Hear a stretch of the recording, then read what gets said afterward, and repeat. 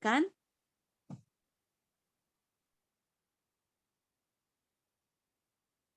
Shalom, selamat pagi bagi sahabat doa Good dimanapun morning. berada dan seluruh penjuru dunia.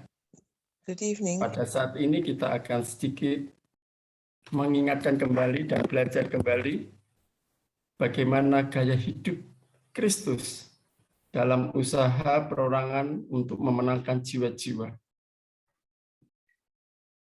Sekali lagi kita berdoa sejenak. Ke dalam tangan kuasa-Mu, urapi hamba-Mu, di bawah naungan-Mu yang maha suci, karena hamba-Mu adalah manusia yang berdosa. Berkati para audiens, biarlah firman-Mu ini menjadi bagian berkat istimewa pada pagi ini. Di dalam nama Tuhan Yesus, amin. Usaha perorangan memenangkan jiwa kepada Kristus. Satu jiwa memenangkan satu jiwa. Inilah gaya hidup Kristus. Kita akan pelajari One rich one. We're going to singkat gaya hidup Kristus untuk memenangkan jiwa-jiwa. Cara mempraktekkan usaha perorangan untuk memenangkan jiwa kepada Kristus. Langkah yang pertama adalah komitmen. Saya mengakui dan menerima kenyataan bahwa usaha perorangan memenangkan jiwa kepada Kristus adalah kewajiban saya kepada Tuhan. Inilah komitmen pertama yang harus kita lakukan.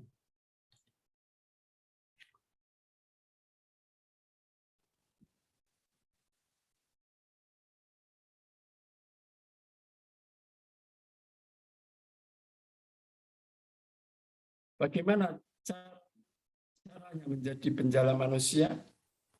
Yesus memilih beberapa orang lalu mengajak mereka. Kemudian mereka mencari sanak keluarga dan kenalan-kenalannya, serta membawa kepada Kristus. Dalam buku Review and Herald, Januari 21, 1873, menjelaskan, melalui beberapa murid pertama ini, fondasi gereja Kristen diletakkan dengan cara usaha perorangan. Ini adalah pelajaran instruksi untuk semua pengikut-pengikut Kristus. Ini mengajarkan tentang pentingnya usaha perorangan untuk membujuk langsung keluarga-keluarga, sahabat-sahabat, dan para kenalan-kenalan. Inilah yang dilakukan Kristus dan menjadi teladan ketika beliau berada di dunia.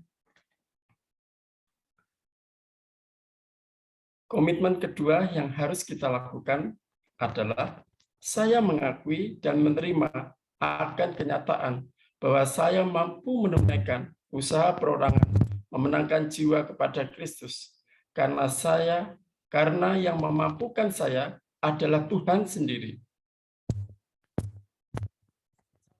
Memampukan kita, Allah menuntun kita kepada suasana hubungan yang akrab dengan orang-orang, menuntun kita kepada mereka yang berminat kepada kebenaran, dan Allah menciptakan situasi sedemikian rupa sehingga cocok dengan kemampuan kita. Jangan takut, mungkin karena keterbatasan talenta, tetapi Tuhan yang memampukan dan Tuhan yang akan menyerasikan, menyesuaikan sehingga cocok dengan kemampuan kita. Letter 95, 1896, hamba Tuhan Nyonya White menuliskan, kalau pengajar-pengajar firman-Nya berkemauan, maka Tuhan akan menuntun mereka ke dalam hubungan yang akrab dengan orang-orang. Ia akan menuntun mereka dengan sesama dari rumah ke rumah yang membutuhkan dan merindukan kebenaran, mengantar mereka ke dalam situasi yang cocok dengan talenta-talenta mereka. Allah akan berkarya sesuai dengan kapasitas yang Tuhan percayakan, talenta kita masing-masing, dan Allah akan menuntun setiap pribadi untuk masuk dari rumah ke rumah ketika Allah sudah menghubungkan melalui saudara-saudara kita, kenalan-kenalan kita, handetolan, dimanapun kita berada.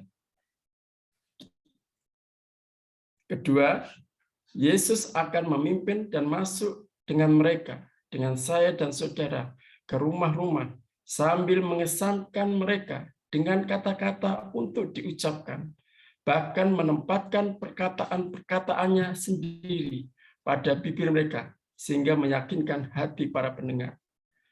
Hanya melalui kuasa Roh Kudus Allah akan berkarya menuntun saya dan saudara. Ketika kita berkata-kata, Roh Kudus Allah sendiri yang memampukan bibir saya dan saudara untuk meyakinkan jiwa-jiwa ketika Tuhan izinkan kita boleh berakrab dan masuk dari rumah ke rumah. Testimoni 7, halaman 144, firman Tuhan menjelaskan, dalam memilih pria dan wanita untuk melayani pekerjaannya, Allah tidak menanyakan apakah mereka memiliki pengetahuan, kefasihan, dan kekayaan duniawi. Yang Ia tanyakan, apakah mereka berjalan dalam kerendahan hati, sedemikian rupa sehingga saya dapat mengajarkan jalan saya kepada mereka. Dapatkah saya menempatkan perkataan-perkataan saya pada bibir mereka? Akan mereka mewakili saya?